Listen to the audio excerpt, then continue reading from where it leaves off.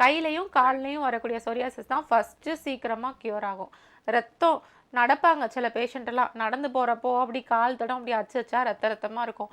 அப்படிப்பட்ட பேஷண்ட்ஸ் கூட சரியாயிரும். ஆனால் இது அடுத்தடுத்து நம்மளுக்கு பித்த வெடிப்பு பார்த்தீங்க அப்படின்னா நிறைய பேர்த்துக்கு அசுத்தமான தரையில் நடந்தாலும் கூட டக்கு டக்குன்னு வந்துடும். பித்த வெடிப்பு கூட டக்கு டக்குன்னு நம்மளுக்கு வந்து அடுத்தடுத்த இடத்துல வந்து நம்மளுக்கு வெடிப்புகளை உண்டாக்கி விட்டுரும். அதனால இது அடுத்தடுத்து நம்ம திருப்பி வரக்கூடாது அப்படின்னா முழுமையாக பாடி ஹீட்டை வந்து குறைக்கணும். நீங்கள் உங்கள் பாடி நார்மலாக இருந்தாலும் நீங்கள் ஏதாவது ஒரு என்விரான்மெண்ட்டில் ஒர்க் பண்ணுறது நம்மளுக்கு ஹீட்டாக இருந்துச்சுன்னா கூட அது வந்து நம்மளுக்கு ஒரு சூடை வந்து உற்பத்தி பண்ணிவிடும். ஸோ அதனால அந்த என்விரான்மெண்ட்டில் இருக்கிறப்போ தண்ணி கொஞ்சம் அதிகமாக நம்ம குடிச்சு நம்மளுடைய உடம்ப வந்து நம்ம டீஹைட்ரேட் பண்ண விடாமல் நம்ம பார்த்துக்கணும். நீர் சத்து நம்மளுடைய உடம்புல அதிகமாக இருக்கிறப்போ நம்மளுக்கு வெடிப்புகள் நம்மளுக்கு ஏற்படாது.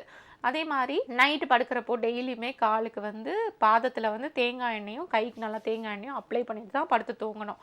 உள்ளங்கையிலையும் உள்ளங்கால்லையும் தினசரி தேங்காய் எண்ணெய் அப்ளை பண்ணிட்டு தான் படுத்து தூங்கவே செய்யணும். வாரத்துக்கு ஒரு நாள் வந்து நல்லா ஆயில் பாத் எடுத்துக்கணும்.